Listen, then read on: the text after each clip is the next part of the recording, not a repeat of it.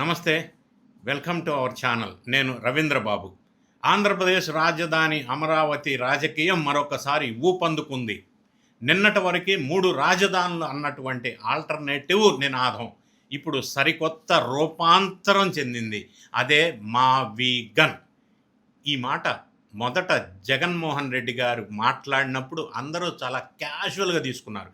చాలా జోక్‌గా కూడా తీసుకున్నారు. కానీ జులై 1 ప్రెస్ మీట్‌తో వైఎస్ జగన్మోహన్ రెడ్డి ఏపీ రాజకీయాల్లో ఒక పెను తుఫాన్ లేపారని చెప్పవచ్చు.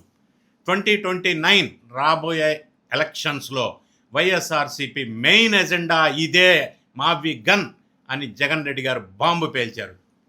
ఈ విధంగా జగన్మోహన్ రెడ్డి ఓపెన్‌గా ఇంత పెద్ద ఛాలెంజ్ విసిరారు. మావీగన్నే మా అజెండా అని. అమరావతి కావాలనుకునేవారు కూటమికి ఓటేయండి. తక్కువ ఖర్చుతో కూడినటువంటి మావీగన్ కావాలనుకునే వాళ్ళు మాకు ఓటేయండి అని జగన్మోహన్ రెడ్డి గారు ప్రెస్లో ఘంటాపదంగా గట్టిగా చెప్పారు. దీనికి చంద్రబాబు నాయుడు అంతే స్ట్రాంగ్గా కౌంటర్ ఇచ్చారు. చిన్న పిల్లలు కూడా చూసి నవ్వుకునేలా ఉంది ఈ మావీగన్ కథ. పెట్టుబడులు రాకుండా గందరగోళం సృష్టించేందుకే ఇది ఒక కుట్ర కోణం అని చెప్పి చంద్రబాబు నాయుడు గారు మండిపడ్డారు దీనికి కౌంటర్గా. అయితే అసలు ఏంటి మావీగన్? ఇది ఏపీ భవిష్యత్తుని మారుస్తుందా? అందులో రియాలిటీ ఉందా లేదా? అసలు పార్టీలకు అతీతంగా ఒక పొలిటికల్ మైండ్ గేమా? అమరావతి బెటరా, మావీగన్ బెటరా? ఆయన ప్రపోజ్ చేశారు, అది మార్చడం సాధ్యమా కాదా? సాధ్యం కాదా, అది వేరే విషయం. కానీ ఇందులో రియాలిటీగా ఎవరి వాదనలో ఎంత నిజం ఉంది? పార్టీలకు అతీతంగా ఈ డేటా విశ్లేషణతో పాటుగా అసలు నిజాలని బయటికి తీసుకొచ్చి వివరించే విశ్లేషణ చేసే ప్రయత్నం చేస్తాను. వీడియో చివరి వరకు స్కిప్ చేయకుండా చూడండి. మావీగన్ అంటే మనందరికీ తెలిసిన విషయమే. ఆయన భాషలో మచిలీపట్నం, విజయవాడ, గుంటూరు 3 కలిపి ఒక పదాన్ని తీసుకొచ్చారు. ఆయన వెలుగులోకి తీసుకొచ్చారు. ఈ 3 నగరాలని కనెక్ట్ చేస్తూ ఒక భారీ మెగా సిటీ కారిడార్ని నిర్మించాలి అనేది జగన్మోహన్ రెడ్డి గారి ప్రతిపాదన.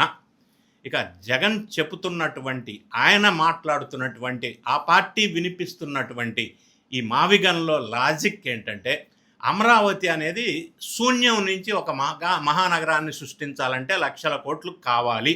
ఎందుకంటే స్క్రాచ్ నుంచి నిర్మించాలా, గ్రీన్ఫీల్డ్ ప్రాజెక్ట్ కాబట్టి. కానీ మావీగన్ కారిడార్లో ఇప్పటికే అంతర్జాతీయ విమానాశ్రయం అంటే గన్నవరం ఎయిర్పోర్ట్, ఇంటర్నేషనల్ ఎయిర్పోర్ట్, దేశంలోనే కీలకమైనటువంటి రైల్వే జంక్షన్ అంటే విజయవాడ, అపారమైన వ్యాపార సామర్థ్యం ఉన్నటువంటి గుంటూరు, ఇటు నిర్మాణంలో ఉన్నటువంటి మచిలీపట్నం పోర్టు, నౌకాశ్రయం అన్నీ ఉన్నాయి. అంటే ఆ రాజధాని అంటే ఎయిర్పోర్టు, రైల్వే, విమానాశ్రయం అని అనుకోవాలా. అంటే ఇంకొక విషయం ఏంటంటే 20,000 కోట్లతో ఈ నగరాలను మూడింటిని కనెక్ట్ చేసేస్తే ఇన్ఫ్రాస్ట్రక్చర్ డెవలప్ అవుతుంది, ఒక నగరాన్ని రాజధానిలాగా మనం యూటిలైజ్ చేసుకోవచ్చు అని జగన్మోహన్ రెడ్డి గారు వ్యూహం లేదా ఆయన ప్రణాళిక, ఆయన భావం. మావీగన్ వల్ల వాళ్ళు చెబుతున్నట్టుగా నిజంగా జరిగేటువంటి అడ్వాంటేజెస్ ఏమైంది అని ఆలోచిస్తే ఆర్థిక భారం తగ్గుతుంది, కరెక్టే.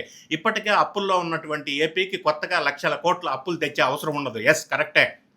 పోర్ట్ బేస్డ్ డెవలప్మెంట్, అది కూడా మనం ఆలోచించినట్టయితే మచిలీపట్నం పోర్టు అందుబాటులోకి రావటం వల్ల రాజధానికి నేరుగా సముద్ర మార్గం, వాణిజ్య హబ్బు క్రియేట్ అయ్యే అవకాశం ఉంది. ఇవన్నీ కూడా మావీగన్ ప్రపోజల్లో జగన్మోహన్ రెడ్డి లేదా వాళ్ళ టీం చెప్తున్నటువంటి అంశాలు. సారవంతమైన భూములు, అమరావతి లాగా వేలాది ఎకరాల సారవంతమైన 3 పంటలు వచ్చేటువంటి వ్యవసాయ భూముల్ని అమరావతిలో కాంక్రీట్ జంగిల్లాగా ఇప్పుడు నిర్మాణాలు ఏదైతే జరుగుతున్నాయో అట్లా మార్చవలసిన అవసరం ఉండదు ఈ మావీగన్ అయితే అనేది ఒక వాళ్ళు చెప్పేటువంటి అడ్వాంటేజెస్. అంటే 110 కిలోమీటర్ల విస్తరణ మచిలీపట్నం నుంచి గుంటూరు వరకు. ఈ 110 కిలోమీటర్స్ పరిధిలో వందలాది గ్రామాలు ఉన్నాయి, చిన్న చిన్న పట్టణాలు ఉన్నాయి. వీటన్నీ కూడా కనెక్ట్ అవటం వల్ల ఆటోమేటిక్గా ఇండస్ట్రియల్ జోను, ఉపాధి అవకాశాలు దొరుకుతాయి అనేది వాళ్ళ ఉన్నటువంటి ఒక అడ్వాంటేజ్. వినటానికి చాలా బాగుంది కదా ఇప్పటిదాకా నేను ప్రస్తావించిన అడ్వాంటేజెస్. కానీ ఇక్కడ ఒక చిన్న ట్విస్ట్ కూడా ఉంది. ఎక్స్పర్ట్స్ చెబుతున్నటువంటి డార్క్ సైడ్ ఏంటనేది ఈ ప్రపోజల్లో ఏముంది మనం ఆలోచించినట్టయితే, ఒకటి, విజయవాడ, గుంటూరు నగరాలు ఇప్పటికే జనాభా ఓవర్ పాపులేషన్ డెన్సిటీ ఎక్కువ ఉంది, విపరీతమైన ట్రాఫిక్ సమస్య ఉంది. ఈ సమస్యలు ఆల్రెడీ ఇప్పుడు ఈ ప్రతిపాదించిన నగరాల్లో ఉన్నాయి. ఇప్పుడు వీటన్నిటినీ కలిపి క్యాపిటల్ జోన్ చేస్తే వీటి ప్రభావం ఇంకొద్దిగా ఎక్కువగా ఉండే అవకాశం ఉంది ఈ ట్రాఫిక్ సమస్య. ఇందులో ఉన్న డిసడ్వాంటేజెస్ కూడా మనం ఒకసారి పరిశీలించినట్టయితే భూసేకరణ అనేది అత్యంత ఖరీదైంది. ఎందుకంటే మెయిన్ రోడ్డు కాబట్టి 110 కిలోమీటర్ల ఈ కారిడార్ కలపాలంటే జాతీయ రహదారులు పక్కనున్న భూముల్ని సేకరించాల. మరి ఆయన చెప్పిన భాషలో ఆ జాతీయ రహదారి పక్కన భూములంటే ప్రస్తుతం ఎకరం అక్కడ కోట్ల రేటు ఉంటుంది, ధర కోట్ల రూపాయల్లో. మరి అంత పెద్ద ధర పెట్టి భూము సేకరణ ఎలా చేస్తారు? దానివల్ల కూడా ప్రభుత్వానికి చాలా భారీగా భూసేకరణకి ఖర్చు అవుతుంది, ఎందుకంటే అది మెయిన్ రోడ్డు పక్కన ఉన్న ల్యాండ్ కాబట్టి. ఇంకొక పాయింట్ మనం చూసినట్టయితే పరిపాలన అస్తవ్యస్తత. సపోజ్ సచివాలయం మచిలీపట్నంలో, హైకోర్టు గుంటూరులో, సీఎం ఆఫీస్ విజయవాడలో పెడితే ఆయన ప్రతిపాదించిన మావిగన్లో సామాన్య ప్రజలు ఒక పని కోసం 110 కిలోమీటర్లు ఆయన చెప్పారు కదా, 110 కిలోమీటర్ల పరిధిలో ఎక్కడికి వెళ్ళాలా, ఎక్కడ ఏ ఆఫీసు, ఇంత స్ట్రైట్ ఈ పెద్ద హైవేలో ఇది పరిపాలనకి ప్రాక్టికల్గా డిఫికల్ట్ అయ్యే అవకాశం ఉంది. ఇంకొక పాయింట్ ఏంటంటే రైతుల ప్రశ్నార్థకం. అమరావతి కోసం ఇప్పటికే 29 గ్రామాల రైతులు 33,000 ఎకరాలను స్వచ్ఛందంగా ల్యాండ్ పూలింగ్ ద్వారా ఇచ్చారు. అక్కడ నగరంలో బిల్డింగ్ భారీ ఎత్తున తయారవుతున్నాయి. మరి వాటి పరిస్థితి ఏంటి, వాటి సంగతి ఏంటి? ఇన్వెస్ట్మెంట్ ఆల్రెడీ చేశారు కదా, ఆ ఇన్వెస్ట్మెంట్ చేసిందంతా మరి పబ్లిక్ మనీ లేదా అప్పు లోన్ రూపంలో తెచ్చిన మనీ మరి దానికి వేస్ట్ అయిపోయినట్టు కాదా అనేది ఒక ప్రశ్న. మరి ఇప్పుడు కూటమి ప్రభుత్వం ప్రతిష్టాత్మకంగా తీసుకున్నటువంటి అమరావతి విషయానికి వద్దాం మనం. Advantages and disadvantages. Chandrababu Naidu గారి విజన్ ప్రకారం అమరావతి అనేది కేవలం ఒక పరిపాలనా నగరం, అడ్మినిస్ట్రేటివ్ సిటీ మాత్రమే కాదు, అది రాబోయే 100 సంవత్సరాల అవసరాలు తీర్చడం కోసం ఒక గ్లోబల్ మెట్రోపాలిటన్ సిటీ. అది విజన్. గ్రీన్ఫీల్డ్ సిటీ కావటం వల్ల ఇక్కడ ట్రాఫిక్ సమస్యలు అనేది ఉండే అవకాశమే లేదు. అండర్ గ్రౌండ్ డ్రైనేజీ కావచ్చు, వరల్డ్ క్లాస్ ఫెసిలిటీస్ సిస్టమ్స్ కావచ్చు, భారీ ఎత్తున టెక్నాలజీని ఉపయోగించి ఎక్కువ డెవలప్ చేస్తున్నారు. అమరావతిలో సిఆర్డిఏ పరిధి కేవలం 29 గ్రామాల్లో ఆగలేదు. విజయవాడ, గుంటూరు, తాడేపల్లి, మంగళగిరి నగరపాలక సంస్థలతో పాటుగా తెనాలి, గుడివాడ, జగ్గయ్యపేట వరకు దీని పరిధి, సిఆర్డిఏ పరిధి విస్తరించి ఉంది. కేవలం ఇంతవరకే కాదు ఇది. అంటే చంద్రబాబు కూడా ఈ నగరాలన్నింటినీ కలుపుతూ మధ్యలో ఒక ప్లాన్డ్ కోర్ క్యాపిటల్ నిర్మించాలనేది ఆయనకున్నటువంటి విజన్, ఆయనకున్నటువంటి ప్లానింగ్. జస్ట్ నగరాలను కలిపేసి మెయిన్ రోడ్డు పక్కన ఎట్లా నిర్మాణం చేస్తారు? కానీ జగన్ మాత్రం కోర్ క్యాపిటల్ లేకుండా కేవలం నగరాల రోడ్లను డెవలప్ చేస్తే మెయిన్ రోడ్ని, దాని పక్కన అదే డెవలప్ అవుతుంది అని ఆయన ప్రతిపాదిస్తున్నారు. ఇక్కడ మనకు ఒక చిన్న విషయం ఏంటంటే ఈ ఇద్దరి నేతల విజన్కు స్పష్టమైన డిఫరెన్స్ కనిపిస్తుంది. జగన్మోహన్ రెడ్డి గారి విజన్కి, చంద్రబాబు నాయుడు గారి విజన్కి. అమరావతికి కేంద్రం ఇచ్చేటువంటి నిధులు మావిగన్కి వచ్చే అవకాశం లేదు. ఈ పాయింట్ మరి ఎట్లా దాన్ని హ్యాండిల్ చేస్తారు జగన్మోహన్ రెడ్డి గారు ప్రతిపాదించిన మావిగన్లో? కొత్త రాజధానికి మాత్రమే నిధులు ఇవ్వాలి అని చెప్పి విభజన చట్టంలో క్లియర్గా ఉంది. అయితే ప్రస్తుతం కేంద్ర ప్రభుత్వం ఈ విషయంలో కూడా వెనకడుగు వేస్తుంది. ఇక జగన్మోహన్ రెడ్డి గారి వ్యూహం ఏమై ఉండొచ్చు, ఎందుకు ఈ ప్రతిపాదన చేసి ఉన్నారు అనేది మనం ఒకసారి ఆలోచించినట్టయితే, జగన్ ప్రతిపాదిస్తున్నటువంటి మావిగన్ పరిధి అంటే మచిలీపట్నం, విజయవాడ, గుంటూరు, ఇటువంటి ఈ పరిధి, మావిగన్ పరిధిలో అసెంబ్లీ సీట్లు సుమారుగా 15 నియోజకవర్గాలు ఉన్నాయి ఆయన ప్రతిపాదించిన ఈ 110 కిలోమీటర్ల పరిధిలో. అంటే ఇందులో మచిలీపట్నం నుంచి మనం ప్రారంభించినట్టయితే అసెంబ్లీ కాన్స్టిట్యున్సీస్ పెడన కానీ, పెనమలూరు, విజయవాడ తూర్పు, విజయవాడ సెంట్రల్ అసెంబ్లీ నియోజకవర్గం, విజయవాడ పశ్చిమ అసెంబ్లీ నియోజకవర్గం, మంగళగిరి ఇందులోకే వస్తుంది, గుంటూరు తూర్పు నియోజకవర్గం, గుంటూరు పశ్చిమ నియోజకవర్గం, తెనాలి నియోజకవర్గం, ఇంకా పొన్నూరు లాంటి నియోజకవర్గాలు, ఇవన్నీ కూడా జగన్మోహన్ రెడ్డి ప్రతిపాదించిన దాంట్లో నియోజకవర్గాలు ఎక్కువ వస్తున్నాయి. ఒక 15 అసెంబ్లీ సీట్లు వరకు ఉన్నాయి ఆయన ప్రతిపాదించిన మొత్తం ఏరియాలో.